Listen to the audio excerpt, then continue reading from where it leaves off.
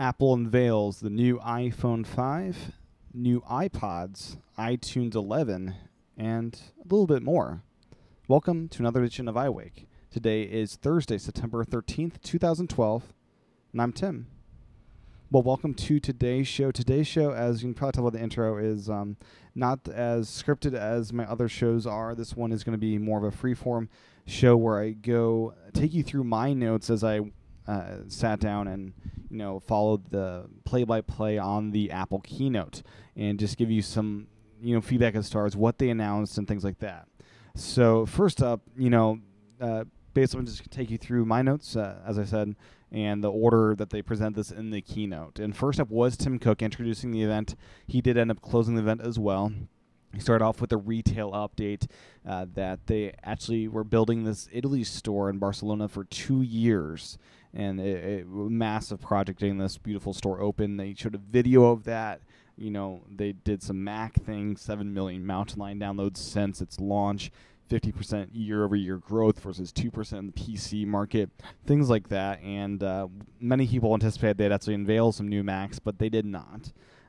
They then shifted over to the iPad, doing good at 84 million total sold. And they basically, during the iPad part of the keynote, Tim Cook was basically exclaiming how they're dominating the market. They are the players in the tablet space. 68% market share with 91% web traffic, making fun of those other tablets that are just sitting on shelves. They have custom apps that are used by corporations and 250,000 apps for consumers in the App Store. Then Phil Schiller came up on stage and went right off and saying, we're introducing the new iPhone, the iPhone 5. And it rose from the center of the stage in a way they used to do back in the 90s and early 2000s. It literally came from below the stage, rising up on this big stand, and it was quite a cool thing. Phil Schiller, went on and on about how it's a jewel. It's the most beautifully designed product Apple's ever sold or made, I should say. It's going to be available in black and white, and black and white in this case means a lot more than it did back in the 3G, 3GS days, or even the iPhone 4 and 4S days. Instead of just changing the back or just changing the front, the back, the front, and the middle will all reflect this color change. So the black phone will feature black antennas and a two-tone black finish. The white one will feature the silver antenna with silver back and more white on the back. So it's a whole complete color change there. These backs are going to be metal. They'll be both glass and aluminum, no plastic parts here at all. Bigger screen. So basically what this means to you is that you'll have an extra row of icons. Videos will be in widescreen format, no black bars. So watching videos on the iPhone may actually be a fun thing, which I don't normally do with my iPhone. What they're doing as far as apps here is you will need to custom write your apps to support this new iPhone screen size. Apps that aren't updated will include the black bars on either side, and that's the solution that they're going with there. So they're not going to stretch apps. They're just going to say it'll either run or doesn't run as far as the full screen. What is interesting to me here is that this also means developers have yet another screen to write for, which this keeps on adding up as far as how big these apps are going to get and how much time it will take to develop these apps. So beyond that, the phone itself is kind of unique as far as its weight and size here. So it's 18% thinner, 20% lighter, but you have to realize it's got a 4-inch display, meaning the phone itself is going to be a little bit taller. And from the pictures I saw, it's not going to be a huge difference in size. But as far as your impressions here, you're getting a bigger device that weighs less. And this has made the commentary by many that it feels hollow. It feels insanely light because of this, that they're going bigger and smaller. It'll have a 1135 by 640 resolution display. And that the screen itself, besides being bigger, will have a 44% better color saturation. It'll be better handling sunlight, that kind of stuff. And they're building the touch into the display rather than having another layer. So this display is going to be quite remarkable. The wireless inside this thing is improved in every regard. Phil Schiller said every aspect of this iPhone was improved. So it has LTE, and every radio is on that single chip. There will be 3 versions of this iPhone to make this happen across the world. So depending on where you live, you'll have a different iPhone.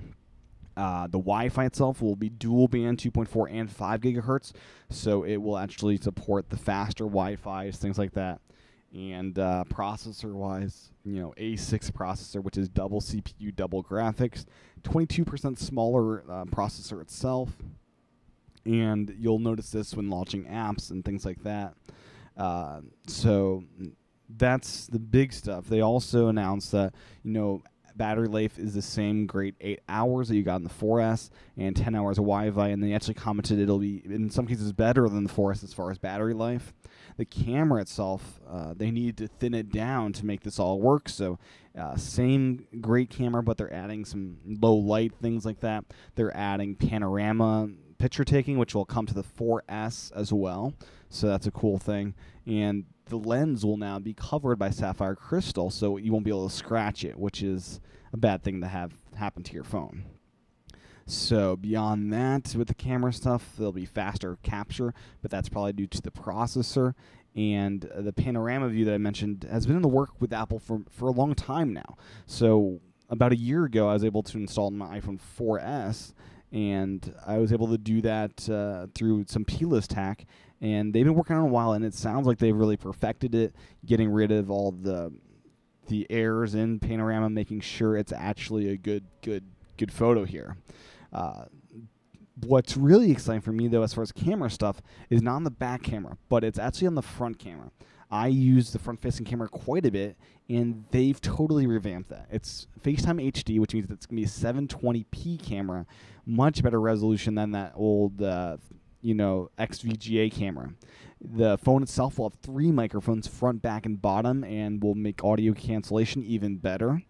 And true to rumors, the connector is being replaced. The dock connector is no more. We now have the Lightning connector. It's all digital, 8 pins of digital signals, adaptive interface. You're able to plug it in either way, so there is no wrong way to plug this in, which I think is a great thing.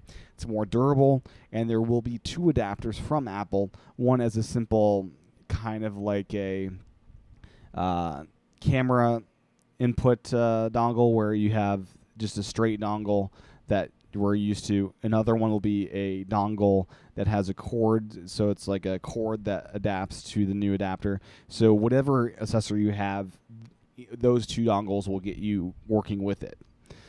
Next up, after the iPhone 5 was shown off, Forestall came on to share iOS 6. Nothing really new here was in iOS 6, which was a very, very disappointing thing. No new features. The only new stuff was for, panorama, that kind of stuff. But as far as the keynote's concerned, there were no big hidden surprises as far as iOS 6. And that was a true shame to me. I really thought they were going to do something, but no, nothing new. It's the same old stuff. It'll be coming out September 19th, which is a week from yesterday. So it's coming out soon. The Gold Master is on its way to developers. And, iOS 6 is a great release, and I just wish there was some more things up its sleeve than what was shown off in June. So with that said, they went on to go on with pricing of the new iPhone. It's, as expected, the same prices as we saw before. So $200, $300 and $400, depending on which capacity you want. Same capacity, 16, 32, and 64 gigs. The 3GS is now gone. It is dead. It is no more.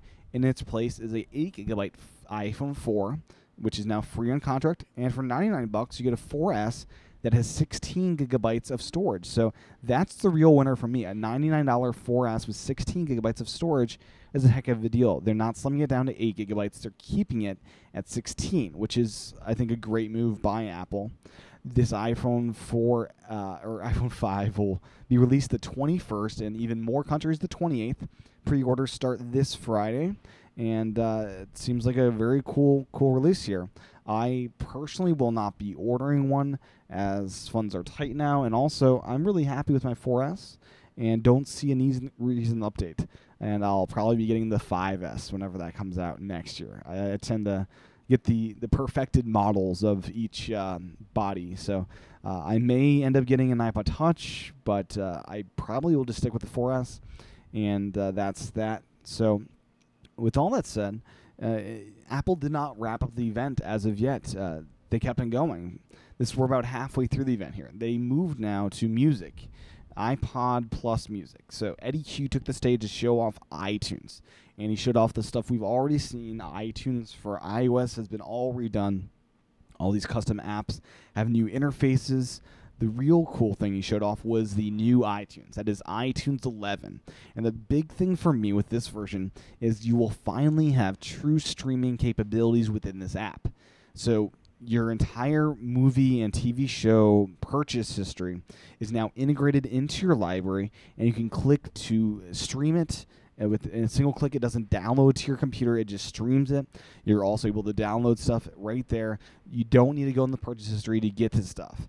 And this will also be great for those that don't use iTunes Match. You're able to just see what's in your collection and just access it. So iTunes in the cloud is finally here with iTunes 11. Without iTunes Match, this is true integration here. So really cool stuff. The interface itself is very nice. You're able to search now within the mini player, and it's been totally redone. And I'm excited to try it out. There was a little bit of info online, but we really won't know the full story until we get to download this in October. So that's coming out next month, as well as some new iPods. So Greg Joswiak came up on stage after that, showing off the new iPods. He mentioned that we have now 350 million iPods sold, and he started off sharing, letting us know about the new Nano, which is now in the 7th generation, and I have most of theirs. I'm missing the 4th or 5th or whatever, the one before the camera one I'm missing. But the 7th generation is a little different step. So what they've done here is they've taken the wristband kind of watch of the iPod Nano and blown it up, getting rid of that design, and it's now resembles kind of like an iPod Mini almost. It's or I should really say kind of like a mini iPhone. It's got a 2.5-inch display with a home button, and it looks like almost like a mini iPhone in many ways. It has both white and black facing fronts, depending on which color you get, and it features that same kind of touch interface as the old square iPod Nanos. So what they've done here is they've blown up the iPod Nano, and they've done some cool things with this. So first off, it's going to be their thinnest iPod ever at 5.4 millimeters thin. It's multi-touch. It's got a home button, as I said. This one is 16:9 aspect ratio, so widescreen videos are a perfect match for this. It'll be available in 7 colors. And the big thing for me is Bluetooth. Bluetooth is now integrated into the iPod Nano. Now, this is exciting news because this is a first for the iPods. The iPod Touch, of course, has this. But if you wanted a regular iPod, a music iPod, Bluetooth was a dongle that sucked the battery out of the iPod. Now it's integrated, and I'm rather excited to get my hands on this Nano. As many of you know, I am working on a book about the iPod, and this, of course, will make more work for me with the updates they did today. But this is exciting news, very exciting news. So it'll have 30 hours of music playback with their battery, and coming out next month in October. Pre-orders start on Friday. So very cool news there. The Nano is always, to me, Apple's pet project where they revamp it, they play around with the design. It's their fun little, design project where they get to play around with it every couple of years. And this looks like a great step forward. And it also looks like a great stepping stone to the iPhone, as the design is now much more like an iPhone. So very cool stuff here, and I'm really excited to get my hands on this. So of all the devices Apple announced today, the Nano is my top priority as far as buying. It'll be priced at $150 in a 16-gigabyte capacity, and that's the only capacity they will offer. The last updated iPod is the Touch. The Touch received a huge upgrade. It's been 2 years since its last upgrade, and it was time for this. It really was. So the Touch is now in its 5th generation. It's 6.1 millimeters thin, which is thinner than the current one. It has the same screen as the new iPhone. It's a 4-inch screen. It's not some worse component. It should be the same component as you're using.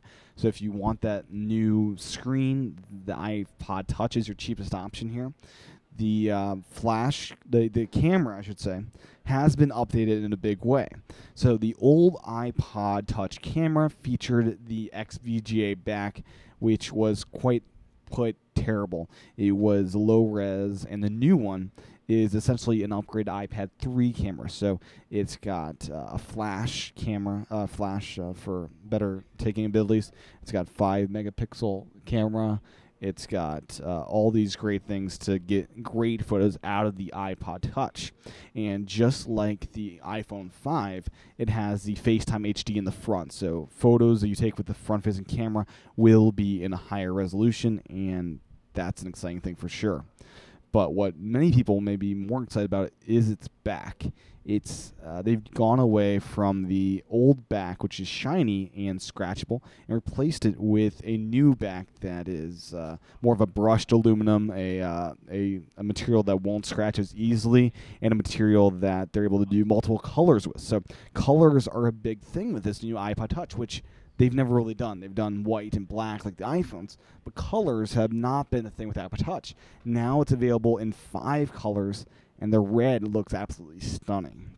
So colors, the new back, and it just really looks really sleek. It'll have the A5 processor, not the A6, but it's a step forward, as the A4 was there in the last model.